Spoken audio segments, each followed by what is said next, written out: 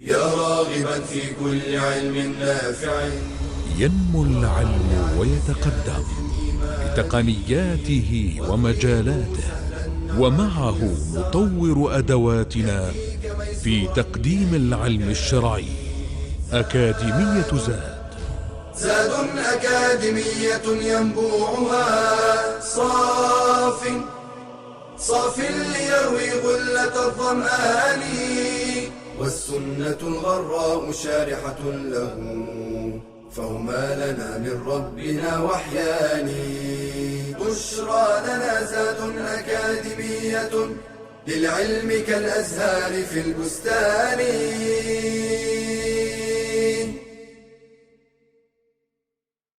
Assalamu alaikum wa rahmatullahi wa barakatuh, and welcome back to the 13th episode in the third level of the Noble Prophetic Hadith.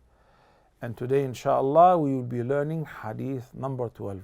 Let's begin by praising the Almighty Allah alone and sending the greatest peace and salutations upon His most beloved Prophet Muhammad sallallahu alaihi wasallam. As I mentioned earlier, this is the 13th episode, yet we're studying the 12th hadith, and today's hadith, the 12th hadith, will be divided into two episodes. So 13th and 14th episode will be tackling and learning hadith number 12. Anyway, hadith number 12 is a sound hadith, and it is narrated by the great companion Abu Hurairah radiyallahu anhu, who narrated over 5,000 ahadith from the Prophet ﷺ. No other companion has narrated a larger volume of a hadith than Abu Hurairah radiyallahu anh, nor even near the number of a hadith he narrated from the Prophet ﷺ. So it was narrated by Abu Hurairah radiyallahu anh that the Messenger of Allah, may the greatest peace and blessings be upon him, said, "Do you know what backbiting is?" Referring to al-ghibah. أَتَدْرُونَ مَا الْغِيبَةِ? They said, Allah and His Messenger know best. He said, it is mentioning something about your brother that he doesn't like to be mentioned with. Then it was said, what if I was saying something about him which is true? The Prophet ﷺ said, if what you say about him is true, then this is a typical backbiting. You have indeed backbitten him. And if it was not true, then you have slandered him. فَقَدْ بَهَتَّ.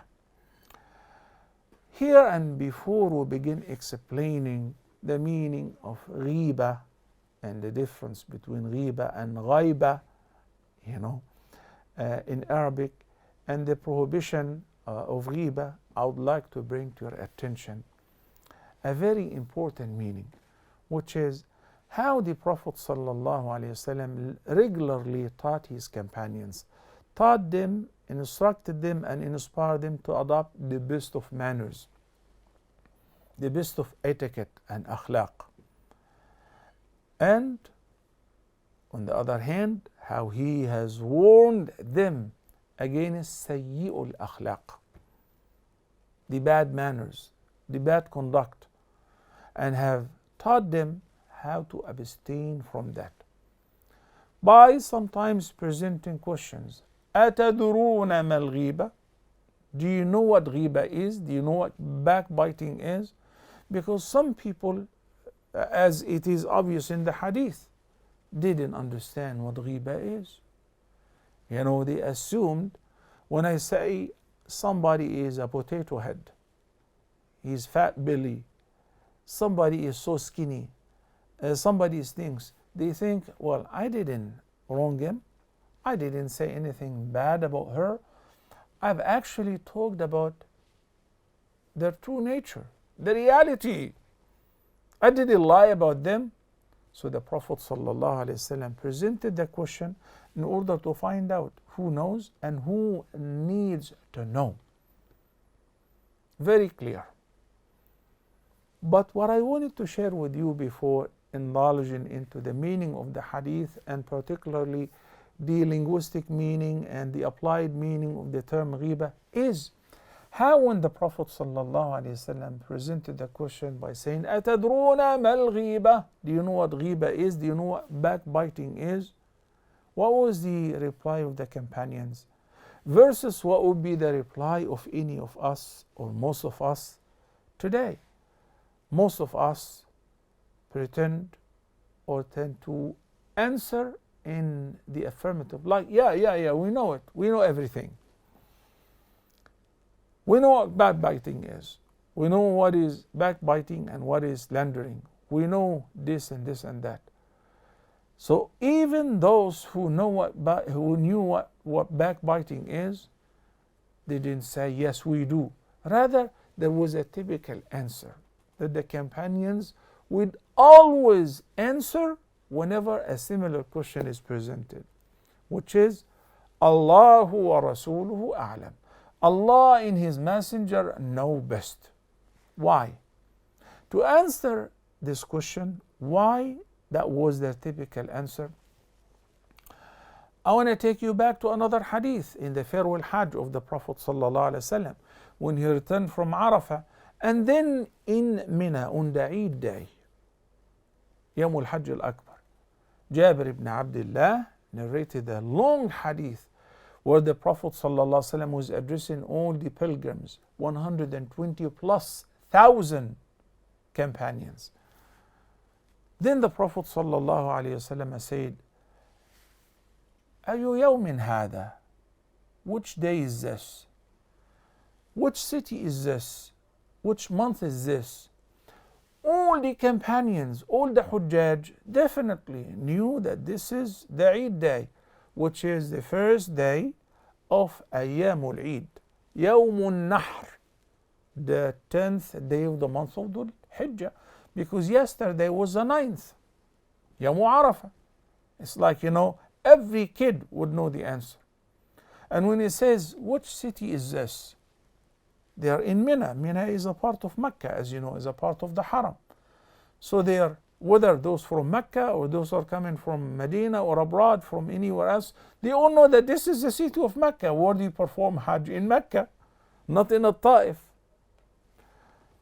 And which month is it? The Prophet ﷺ initially said that the time has rounded about, and it is now the month of Dhul Hijjah. So they know it is the month of Dhul Hijjah. And the day of Arafah is the 9th day of the month of Dhul Hijjah.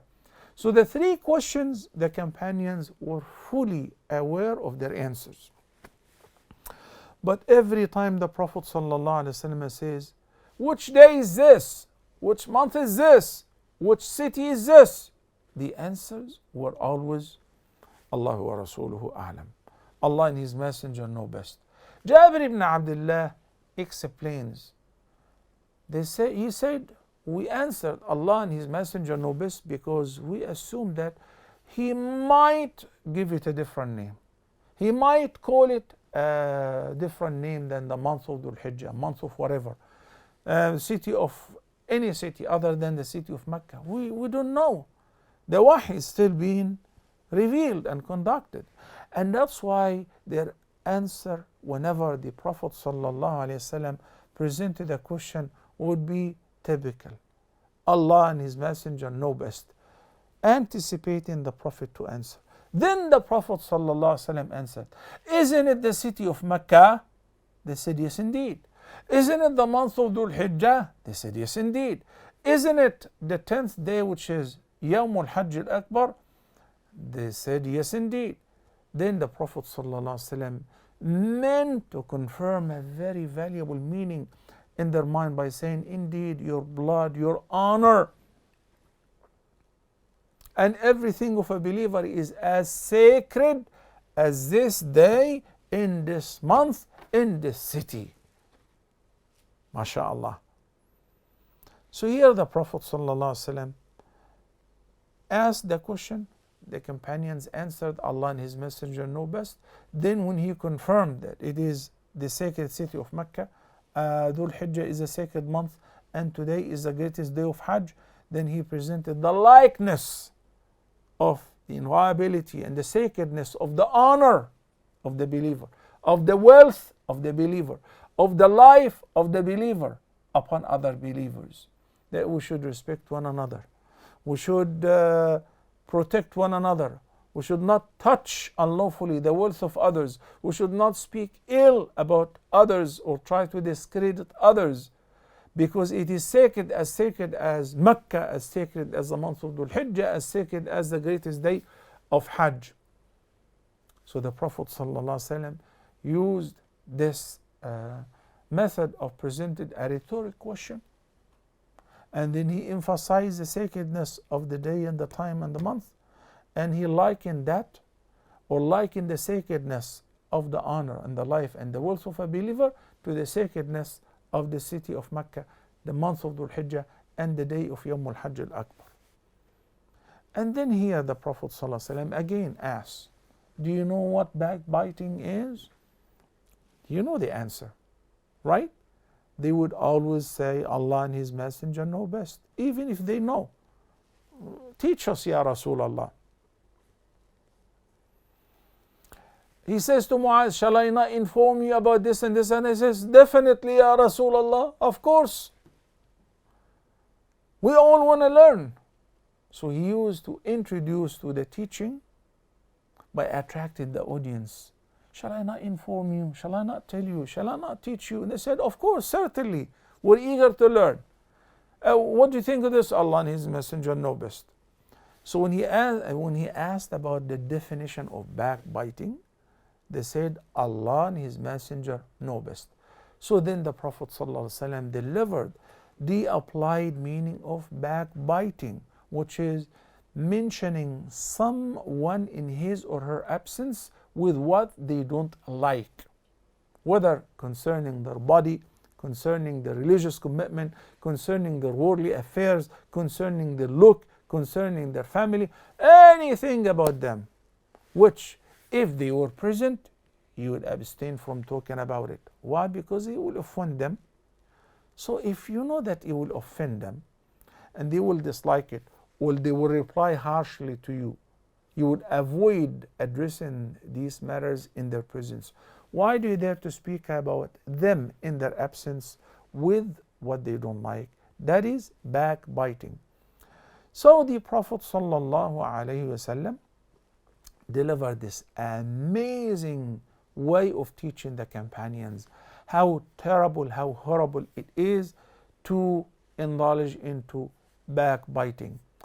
Then when somebody wanted to clarify, he said, I'm not saying anything which is not true. Yes, I'm saying this brother is fat and he is fat. This brother is whatever. This sister is short and she is short. So would it be still considered ghibah? He said, yes, this is typical ghibah. This is the actual backbiting.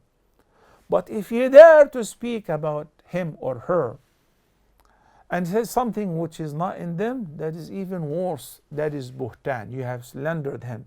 Meaning, you have said something false about him or her. And the root meaning of the word buhtan, which is translated here as slandering, refers to telling a lie about a person to his face. As in the verse of the Quran in which Allah subhanahu wa ta'ala says that those who accuse the believing men and women without them having done anything wrong will bear the guilt of slander and manifest sin. Buhtanan wa ithman mubina. This verse is of Surah Al-Ahzab, chapter number 33, verse number 58. As for the Arabic linguistic meaning of the word ghibah, it refers to the root word of ghaib, which is unseen. To speak about somebody in their absence. They don't see, they don't hear you. They're absent from you. So you have the liberty to say whatever. If it is something bad, then this is a major sin, which is ghibah.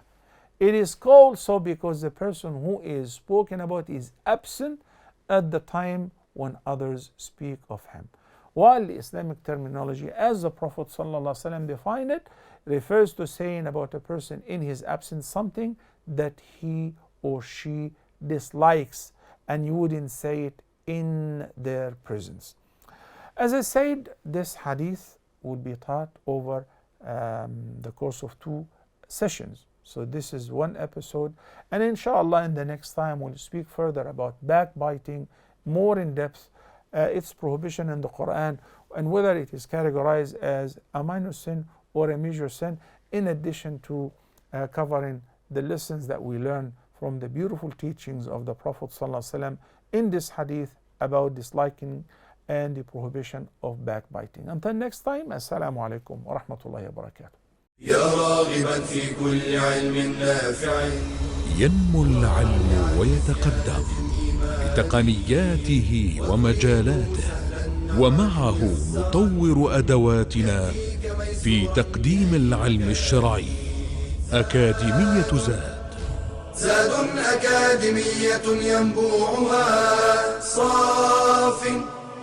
صاف ليروي غلة الظمآن، والسنة الغراء شارحة له، فهما لنا من ربنا وحيان.